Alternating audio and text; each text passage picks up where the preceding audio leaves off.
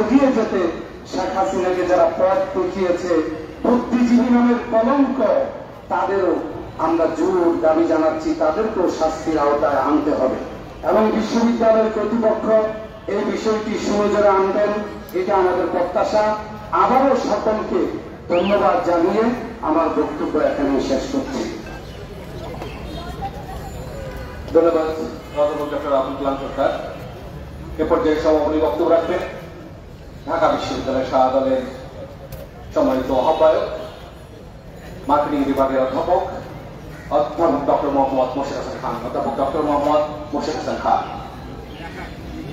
বিসমিল্লাহির রহমানির রহিম। আমার সম্মানিত সহকর্মী ও সামনে আমার প্রিয় সাংবাদিক ভাই ও বোনেরা, আপনারা জানেন আমরা কেন এখানে দাঁড়িয়েছি। আমাদের ব্যানারে স্পষ্টভাবে দেওয়া আছে, 1 বছর অলরেডি হয়ে গেছে। আমি প্রথমেই শহীদদের প্রতি শ্রদ্ধার সাথে স্মরণ করছি, তাদের মাগফিরাত কামনা করছি যারা জুলাইয়ের অভ্যুত্থানের সঙ্গে আত্মদান করেছেন।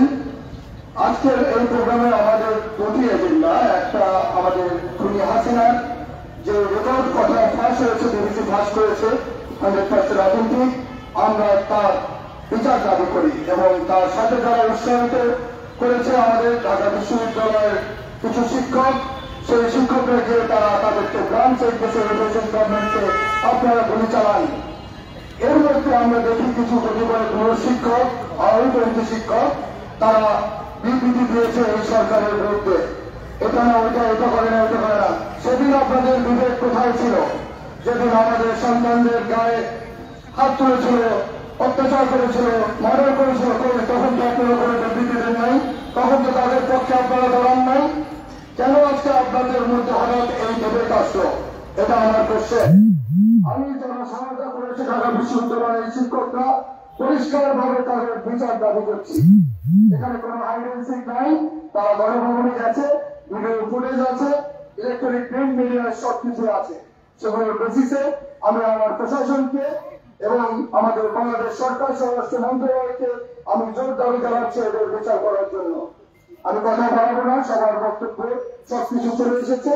আমাদের একটাই আজকের এজেন্ডা, খুনি হাসিনার বিচার এবং তার সহযোগী ঢাকা বিশ্ববিদ্যালয়ের শিক্ষকদের আমি বিচার দাবি করছি।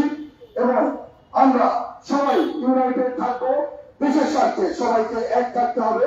এই মুহূর্তে তারা ফ্যাসিস্টরা দেশের বাইরে থেকে দেশে বিশৃঙ্খলা করার সৃষ্টি করতেছে, আপনারা দেখছেন। আমরা অত্যন্ত চিন্তিত, অত্যন্ত উদ্বিগ্ন। দেশের যে কোনো রকমের যে কোনো দুর্ঘটনা ঘটানোর চেষ্টা করতেছে। আমি সবাইকে আহ্বান জানাবো, সবাইকে ফ্যাসিস্ট বিরোধী ঐক্যবদ্ধ হয়ে সবাই যেন আমরা একসাথে কাজ করতে পারি, চলতে পারি এবং এই ফ্যাসিস্টদের চিরতরে দমন করতে পারি। আর কোনোদিন এই ফ্যাসিস্ট হবে না, এই প্রত্যয় ব্যক্ত করে আমি আমার বক্তব্য শেষ করছি। খোদা হাফেজ।